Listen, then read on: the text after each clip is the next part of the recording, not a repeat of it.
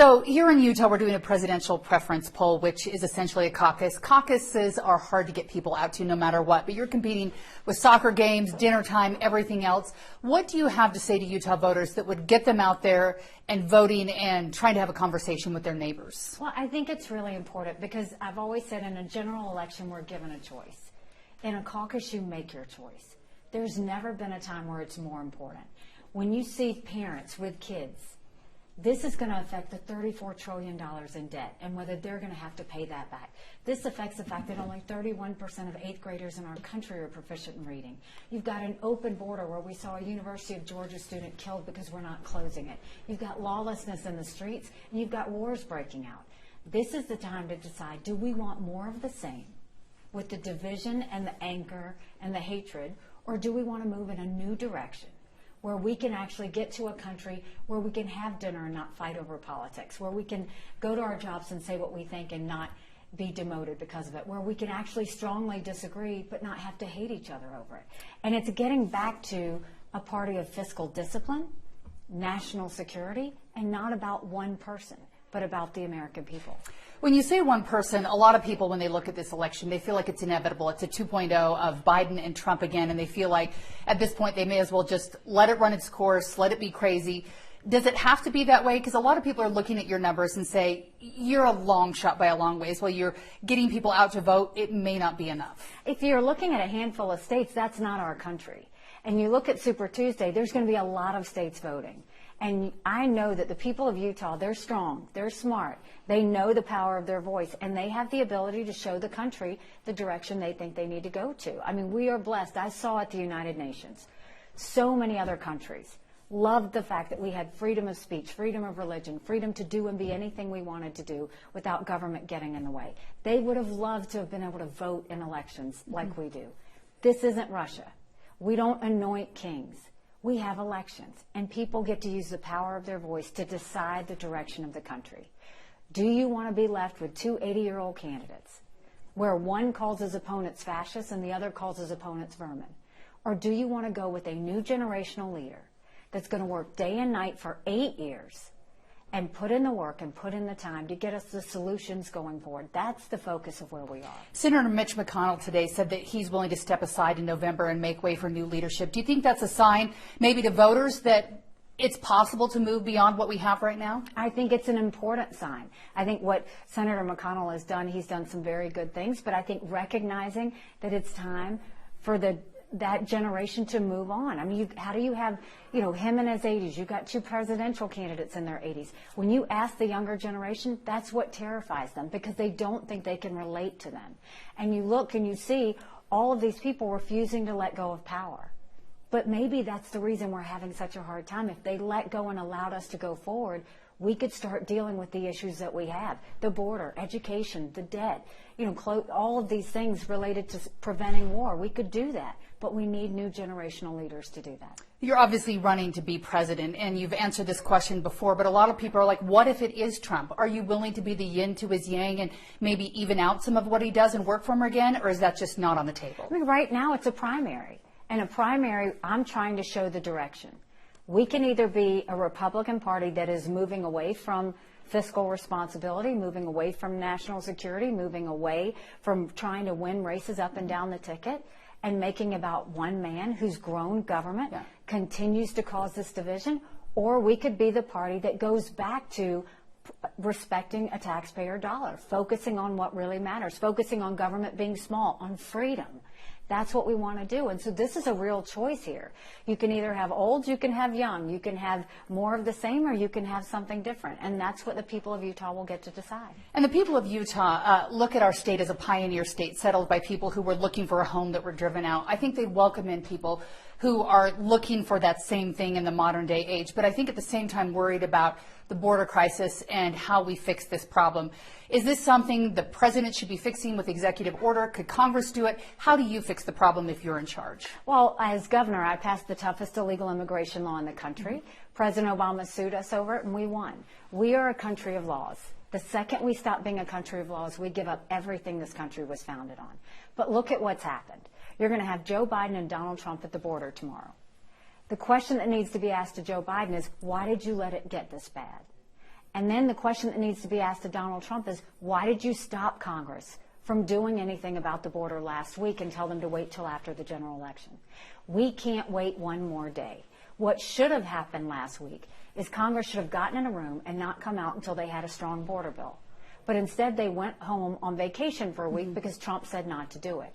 What I would do is do what we did in South Carolina and go national with it. Do a national E-Verify program where businesses have to prove they're in this country legally, where we defund sanctuary cities, put 25,000 Border Patrol and ICE agents on the ground and let them do their job. Go back to a Remain in Mexico policy so that no one steps foot on U.S. soil. And instead of catch and release, go to catch and deport. That is what will stop what's happening on the border. A lot of our states are having to pony up money right now for some of the people who are coming across the border illegally. At the same time, Utah, while it's a state that's run very well by our legislature, we're looking at families that are worried about the economy. They're worried about inflation. We're hearing that inflation isn't as bad as it was, but it's hard to have enough money to buy your groceries or pay the bills even for young kids. I have a daughter who's 23. I wonder if she'll ever be able to buy a home. How can the president play a role in fixing that? It's so important. I mean, the accountant me is shocked that we are $34 trillion in debt. We're having to borrow money just to make our interest payments. China owns some of that debt. And we're now, for the first time, paying more in interest than we are in our defense budget, which is a national security issue. And you know, Joe Biden says, oh, the economy is great, and Donald Trump refuses to talk about how he grew the economy, and he doesn't talk about wasteful spending. But ask any family about their grocery bill. Ask any family about their utility bill. Ask any family about the fact that everything that we pay has gone up. Mm-hmm. And it's really straining our families. And so D.C. is out of touch. They're just not connected on this. And we've got two presidential candidates that don't understand what it means when 1 in 6 American families can't pay their utility bill. 60% of Americans are living paycheck to paycheck. We need to go and shrink the size of government. We need to make sure we cut taxes on the middle class. We need to make sure we make small business tax cuts permanent. And we need to take as many federal programs as we can and send them down to the state level so that we can dramatically reduce the size of the federal government and empower people on the ground with things like education, healthcare, welfare, mental health. By cutting those strings and sending that down to the states, you're allowing the people to better use those resources than bureaucrats in D.C. How do you actually make it happen, though? Because it's easy to campaign on one thing, but it seems like we're addicted to chaos in our country right now. We like those fiscal cliffs. It seems like what we keep doing over and over again. We like watching people online talking about how the president's too old, or Donald Trump did this, or his court cases. It just seems like we're feeding like the social media beast right now, but solving the problems is difficult. It's not the olden days where the Senator Hatch of Utah sat down with the Kennedy from the East Coast and actually hammered out deals. Is it possible to get back to that, where we have conversations and it's not a fight over sound bites? We are not going to get back to the fight of, we're not going to get over the fight of sound bites as long as Joe Biden and Donald Trump are our candidates. The tone at the top matters. We have got to get back to where D.C. knows it's about results. What I would say is D.C. has only given us, Congress has only given us a budget on time 4 times in 40 years. That's their only job. It's unacceptable. I would tell them, you don't give us a budget on time, you don't get paid. It's the reason I believe in term limits. It's the reason I think we need to have mental competency tests for anyone over the age of 75. We've got to get D.C. working again. And we've got to do it where we know we have to show results for the American people. Now it's just about who can peacock on TV the most and who can say the most ridiculous thing. But when you look at the fact that they couldn't even pass a border bill, when you look at the fact that they can't even cut the size of government, when you look at the fact that Donald Trump didn't do anything on any of those things, then it shows he was just louder than he was acting. And then we need to get back to a country where it's about faith and family and freedom again. That's what the American people want. And that's what I did as governor. That's what I did as UN ambassador. That's what I'll do as president. Utah is a state that values family and values children, and in the last week there's been a conversation coming out of Alabama about IVF and whether embryos are life, and I've heard you say that you did believe it was life. While this is happening, I think some Utahns are worried about, what if this steamrolls into something where I can't get IVF? There's a lot of people who use that to grow their families or to have children. Is this something they need to be worried about, or is this just a piece of the fight over the right to life or abortion in our country? Well, as president, yes, I do think an embryo is a baby, but that's my thought. Somebody else's thought may be different. I had both of my children through fertility processes. I know the importance. We need to make sure that any couple that wants to have any fertility treatment, they should be able to do it. The other thing we need to make sure of is the decisions on what happens to those embryos and what they do has to be between the doctor and the parents. Government does not need to be getting in the way of this, and we shouldn't have that become part of the discussion. It's a very personal issue. It needs to stay personal. It needs to stay respected. And we need to handle it that way. We don't need to get into a big conversation about whether people can get IVF or not. We want all parents to be able to have that option. Utah has 5 beautiful national parks. We have new monuments, and sometimes those grow every time there's a new president in the White House, and then the new president comes in and shrinks it. President Biden, day one in office, signed an executive order that stopped some of the drilling and fracking in the Four Corners region of our state. It's something that's easy to, I guess, please voters over, but it affects real lives, real people, whether it's the tribes or the people that have moved to those areas to try to have jobs. Is this a decision that should be made in Congress? Should the president do that, or should states be able to have a part of this conversation? Even though it's federal land, it's still within their borders. But this should be down to the states. The people living closest to it have to have a say. Government doesn't get to come in and just change everything just because you've got a change in president. Government doesn't need to come in and think that something that's a good idea should happen. The people who live here should have the biggest say all the time. We need to go back to freedom. Freedom of people who live in a state to know they can decide what their quality of life is. They can decide how to best use their land or their water or anything else. We don't need federal mandates. We don't need others coming in showing people how they need to live. We need to let the people decide closest to the ground.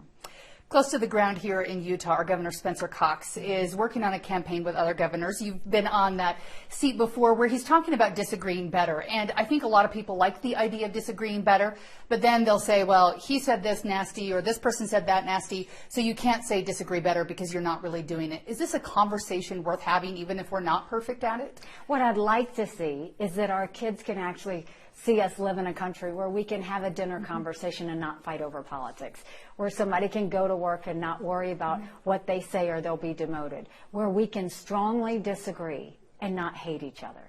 That's the key, is it became so toxic. And through all the name calling and all the disagreeing and all the deciding who's good and who's bad, we've lost our ability to just connect with people. It's okay to have good debate. We want that. But you don't have to hate each other over it. And that's why the tone at the top matters. It really does. We had a lot of crises in South Carolina, from hurricanes to a shooting of a man by a dirty cop to a school shooting to the shooting of 9 amazing souls in a church. Any one of those could have brought South Carolina to her knees.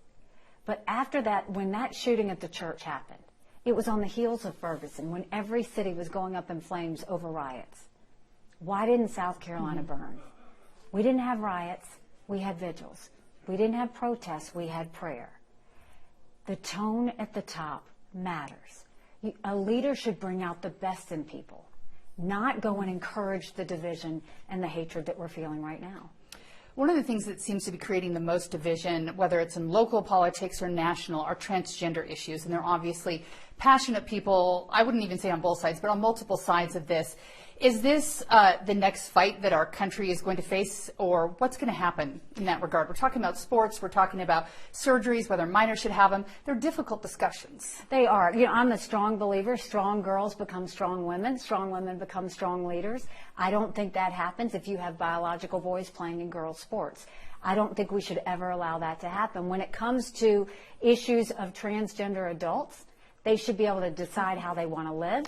I am big on freedom. I think government should stay out of the way on that. But under the age of 18, we need to make sure we're protecting kids from making decisions that could be permanent. So I'm against puberty blockers. I'm against any sort of surgeries. I don't want to see any of that happen. At 18, they are welcome to do what they choose to do at that time, and I think we should have that divide. March 5th is sneaking up on us. You promised to stay in the race through then. It's a lot of work for what you're doing right now. What is your why, your main why of why you're doing this? Because you could easily just say, I don't see the numbers there. I'm going to go home and relax with my kids.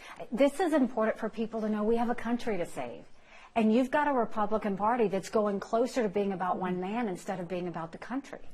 Nobody's talking about the fiscal debt. No one's talking about only 31% of 8th graders in our country are reading. No one's getting work done on the border. No one's doing anything to prevent the wars around the world. We've got to have a new generational leader that's going to change all of that, that's going to really go forward and it just be about results. This is the time. And so I'm fighting this fight for the Republican Party to see what's happening to the party and for our country to see what's happening to our country. We have the chance to fix it. This is like a ship with a hole in it. Donald Trump is the hole. If we ignore the hole, we'll go down with the ship. If we see that there's a better way forward, we could actually correct this. Donald Trump has shown in multiple polls he cannot win a general election. You look at what's happened in all the early states, he's not getting 30 to 40% of the vote.